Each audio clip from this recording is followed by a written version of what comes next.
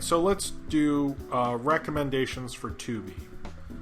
Tubi is an interesting streaming service in that it is free, and I've heard a lot of cinephiles and movie lovers really go gaga for it because it has a lot of rare and previously unavailable things on it.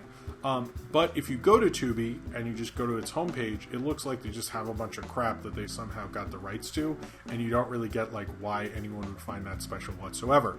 So it's really a streaming service you have to hunt through, search on, really have to dig deep into and find some cool treasures. I did find some stuff. The guy who's helping me tonight is Matt Berry, who's an amazing, awesome guy. We're actually working on a couple of short films. I have a voice in a short film, Lights Out, which is coming out soon. I think they just completed filming on that.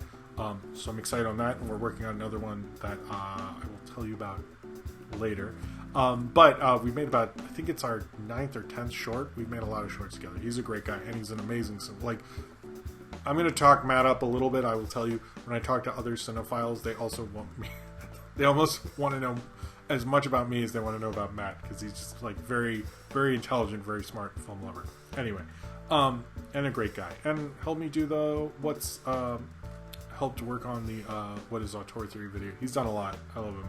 Moving on. Tubi is a great service. It has a lot for free. So if you're especially having problems with money right now and need a streaming service to watch that is free, Tubi is great for that. It has a lot of notable things and kind of cheaper things as well as other stuff. So I'm going to go through the ones I found. I think Matt came up with better ones, but I'm going to show my recommendations. But I do recommend this service. I know that actually, speaking of Cancel Too Soon, which I just did, they did an episode on the 90s Nancy Drew series, which was actually kind of interesting. So I would say that would be there's some interesting odd shows on there. So if you've ever been looking for something, I would say just type in years, type in actors. You really can't search by director, I've noticed, because I tried that, but you can find some interesting stuff. So let's go into stuff to recommend on Tubi. If I have a review for any of these videos, the review will be linked below in the list of movies to watch. So they have both The Raid and The Raid 2 on here. If you haven't seen The Raid, it's one of the best action movies in the past decade, and I highly recommend it. The Raid 2 is also really good. Ryan is right, they do have a lot of Canadian TV, from my understanding. They had Degrassi, I noticed that was on there. They also have a really cool B action film called Ninja Shadow of a Tear, which I think is an amazing B VOD action film. I really love Ninja Shadow of a Tear. I actually watched some of it when I was going through Tubi. They have Stagecoach, which is John Wayne's. It's basically what made John Wayne a movie star. It's one of John Ford's best movies. It's one of the best westerns of all time. If you ever wanted to get into western, it is a good place to start, and it kind of makes you understand why was John Wayne such a thing. That is the movie that made it happen, so it'll tell you. As well as they have The Flying Duces, I believe it's called. It's a Laurel and Hardy feature, which I've seen way too many times on way too many formats because it would always, I think it's in the public domain. They also have Gem and the Holograms, the original, is on there as well. And since no one's brought it up in the chat, they do have Juwanna Man and Monster Trucks. I also noticed on every streaming services Black Lives Matter section, they always have Juwanna Man, which I'm like, that's really the movie you're going to do? They also have the Hey Arnold movie, which, hey, if you ever want to watch the Hey Arnold movie and not pay for it, you can do it. Dog City's on there? Damn, I didn't see that one. They have a lot of weird stuff on there. But Hey Arnold movies on there, as well as Night of the Comet, which is a crazy, fun 80s cult movie. I've never reviewed it, but it's basically about these teenage girls who everyone is vaporized by a comet except for them, and they have the whole world at their disposal. Some people become zombies, and they have to fight off all these. And I think a girl survives because the projection booth is lined with lead, so she survives this comet destroying everyone. It's a really cool movie. As well as they have Fire and Ice, the classic Ralph Bakshi, Frank Frazetta film, which I've always liked. I know some people think it's sort of lame, but I've always sort of liked Fire and Ice. I haven't watched in a while. They have a ton of Mystery Science Theater 3000, which I did not realize at first, and now I love this service even more. They have Manos. Manos is one of the best comedy films of all time, if you ask me. You should also see Angel and the Badman, which is another classic western with John Wayne, which I would highly recommend as well. That's on. They have a lot of crappier John Wayne westerns, like B ones, but they have some good ones as well. And Angel and the Badman would continue on. They also have, and this is the last two, Death Race 2000, the original, the great cult movie. That's a really fun film, pretty gnarly and all that. And then finally, A Boy and His Dog, which is a film my parents wouldn't let me watch for a long time, but then I was able to.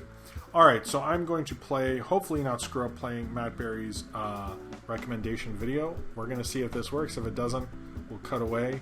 I'm Matt Berry, and these are my 5 recommended movies that are currently streaming on Tubi. Okay, so my first pick is a documentary that came out a few years ago called The Lost City of Cecil B Demille.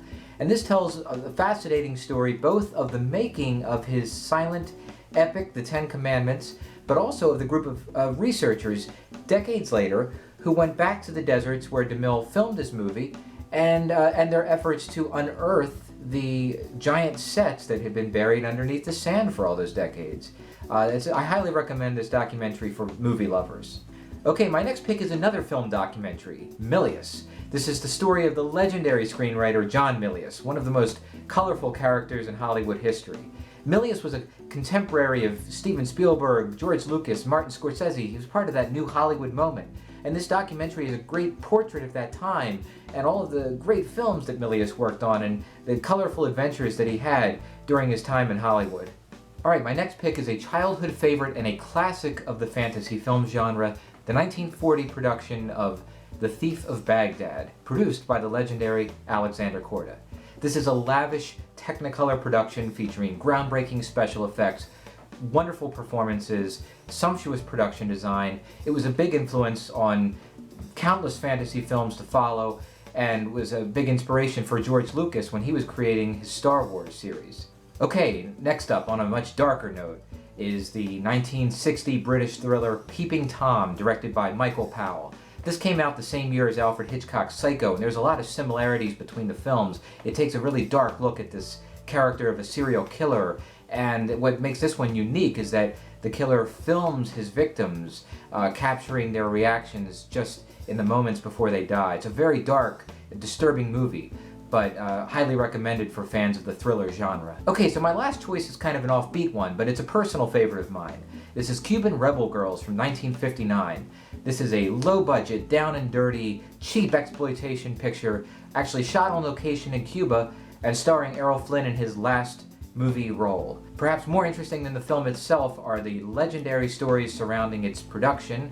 So if you check out the movie, I would recommend reading a little bit about its making. It's quite a story. Okay, I hope you like that. I wanted to try to do that, and Matt knows his shit, basically. But thank you very much, Matt, for those recommendations. As you can tell, I think he had a lot of enthusiasm, and I didn't think I could match that, so I wanted to do that. You should check out Tubi. It is a great service. Thank you very much for Matt Berry. Check out his YouTube channel where it has short films with myself in them and some really cool videos about film history as well. Thank you very much to him. Check out all his stuff. Follow him on Twitter. He's a great guy. And check out Tubi. It's an interesting and fun streaming service for cinephiles, really, and especially for searching around. I think there's some cool stuff in there. And yeah, check it out.